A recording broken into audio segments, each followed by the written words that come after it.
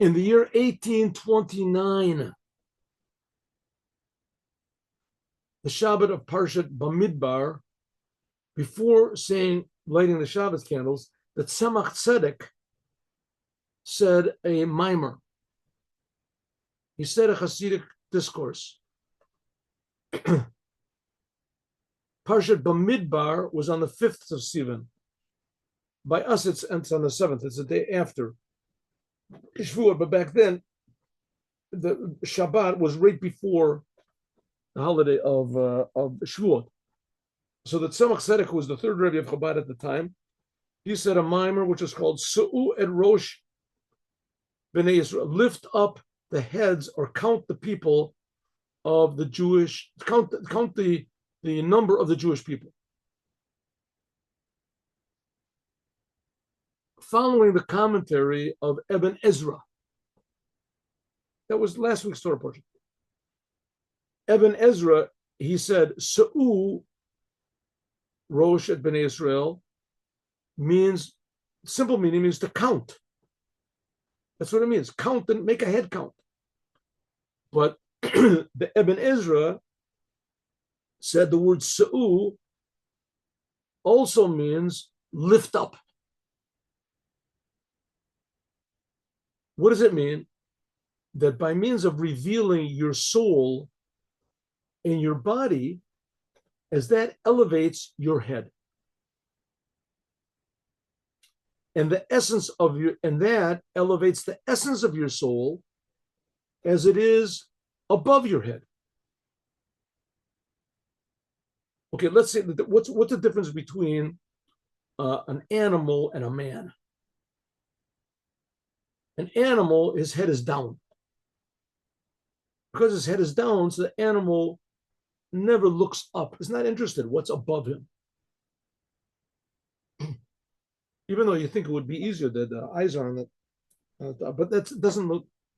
Animals, the head is down. A human being, his head is up. Therefore, a human being can use his head for things which are above the body. Ideas, principles, the values. Okay. What's the difference between a Jew and a non-Jew? A Jew is interested in what's not just what's above the body, but even what's above the head. And what's above that. That's why we put a kippah on your head. Right?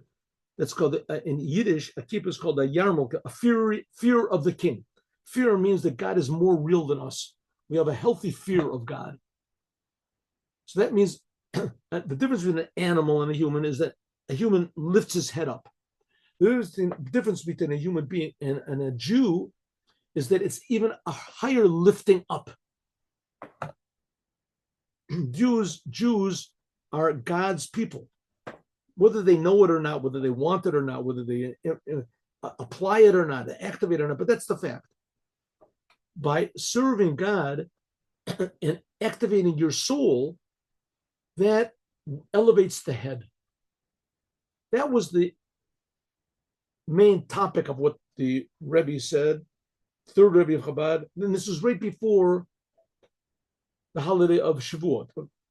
On noon of the Shabbat, this is before the holiday of Shavuot, he said another mimer, which is called V'yirasticha, I get married to you.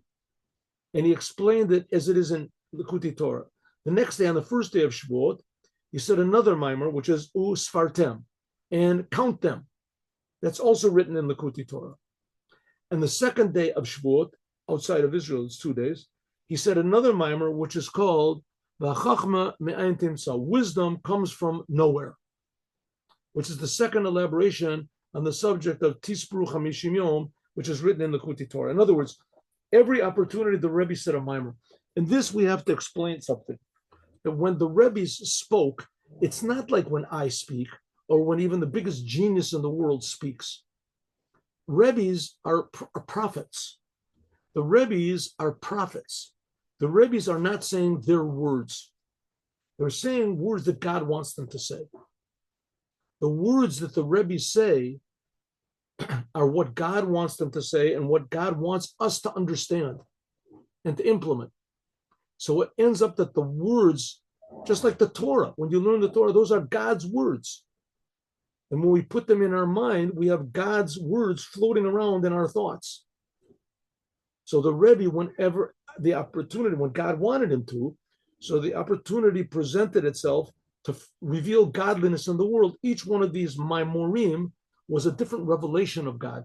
And just like the world is very complicated, and the Torah is very complicated, so also the Maimorim that the Rebbe's gave are also very complicated. You think that the oneness of God is just saying, a big blast of godliness, like on Mount Sinai, and everything just disappears, doing big miracles.